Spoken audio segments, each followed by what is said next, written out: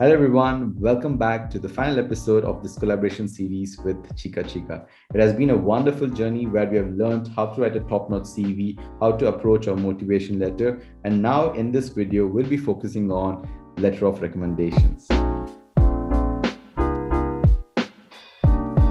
Okay, we begin with the letter of recommendation. So, Lenka, let's talk about what are the cool tips you have for the people who are very keen to have a top-notch letter of recommendation. So the letter of recommendation is some reference about yourself. And for that reason, you should go for someone who is relevant to your domain and also who is relevant in the field. Let's say if we are talking about the academical field and the professors, it should be someone with high citations and the impact on research and innovation. And also I chose someone who was a director of the program. So let's say try to look for persons who are not only relevant to you but also to the institution they are working in, and maybe look for someone who you see as a mentor or as supervisor. Amazing example is maybe someone who is a mentor to your bachelor thesis, because that person knows you very well. The second tip I can give you about the letter of recommendation is someone who knows your value, but besides that has also positive relationship to you. So this is quite obvious, but it's very important that the person has positive feelings about you, about your work, about your contribution, about your outcomes in the projects or during your studies. For that reason, choose carefully. I say think twice before you even contact this referee, because it's really important that the person knows your value. The third tip regarding the letter of recommendation is that the person actually knows what program you're applying to. I recommend for this to actually prepare the information, let's say in the email, attach all the links so the professor or any person who is referring to you just can easily access the information about the program, because this is also important and usually they include it in the letter of recommendation. And as in the other documents we were talking about, the motivation letter or the CV, you should try to tailor your documents toward specific position, and the same you should apply with letter of recommendation. So try to make the information as easy as possible and as accessible as possible. Those are my 3 tips, and you can follow with the other 2. Thank you, Lenka. And the most important thing, as Lenka was talking about, you need to remember that you're expected to submit at least 2 or up to 3 LORs in any of these scholarship programs. So most of the times they expect you to have somebody from academia, as Lenka talked about. But when it comes to industry, I've seen that it's very difficult to get a letter of recommendation from your current boss, right? So sometimes it's very important that you have a good rapport and a good relationship with somebody from the organizations where you worked previously. If not, maybe somebody you did internship with, right? So that also gives some kind of an industrial domain. Or hopefully you've already expressed that you're very highly motivated to pursue your master's and your current manager is very happy to support you. That would be the best scenario. And then the next tip I would like to say is that choose someone from the same domain, industrial wise. Exactly like as Lenka talked about, choosing somebody with high relevance in your subject from academia, it is very important that you also choose a particular person from your domain.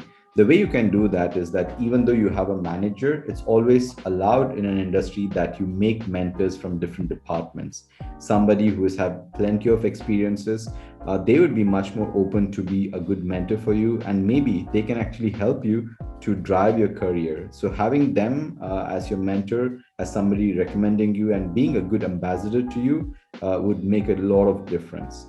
And finally, I would like to conclude giving the tip from my end would be that do stay in touch with these people. Today, the technology has improved so much. We have LinkedIn, we have other portals through which it's easy to stay in touch with the reference, because you never know at what point of time you would need these kind of references. And finding good references is very challenging. So do stay in touch constantly. It's no harm in trying to wish them across the year, stay in touch, having a coffee now and then if you're in the same city, or at least virtually catching up time and again.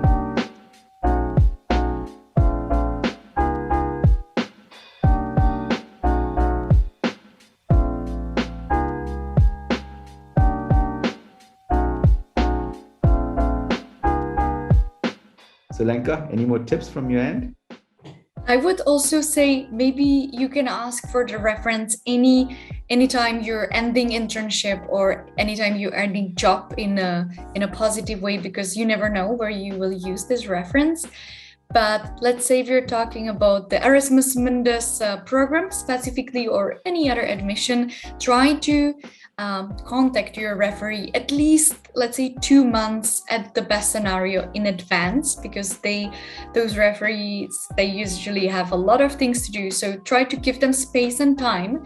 Try to not like bombard them with your messages and requests for the letter of recommendation. And if they will write letter of recommendation for you, take those 2-3 minutes and write an official thank you note or email that they put the time and effort into writing a reference for you. Yeah, and also to add in case if you win the scholarship or if you get the job, yeah, of course, give them a small treat. Irrespective of whether you win or not, do always send a thank you note and appreciate the gratitude of them being your reference and helping you out. With that, we would conclude our series of 6 videos. If you've not watched our videos on the CV, specifically on the motivation letter, do check it out. So there's videos spread across both Lenka's and my channel. And as we talked about, we are having live sessions happening on the 29th of December. So here you'll be meeting fellow Erasmus Mundus students and alumni who will be sharing their experiences, and it's an open mic. So that means that you're allowed to ask any questions and answers you have with regards to your applications for the 2022. So stay tuned. Along with that, we also have something much more exciting. So Lenka, why don't you talk about that? What's happening on these live talks? So on these live talks, we are, firstly, we're giving a giveaway including 3 CV templates. The first one is the industrial, the one is academical, and then there is the Erasmus format, which is required very often. Then we are giving 2 motivation letter templates, again, one industrial and one academical, 2 times letter of recommendation. Careful guys, this one was never released. Industrial and academical, there will be structure, how to request for letter of recommendation, and additional tips for interview. And then you can finish what we are giving away. One more thing. The thing is, 2 people with the maximum likes and shares will get a free review with me and Lenka to basically get your profile review checked completely. So that means that your CV, your SOP, and also your LORs, we can absolutely have a one-on-one talk virtually, and we can help you and support you towards your application submission for Erasmus Mundus program.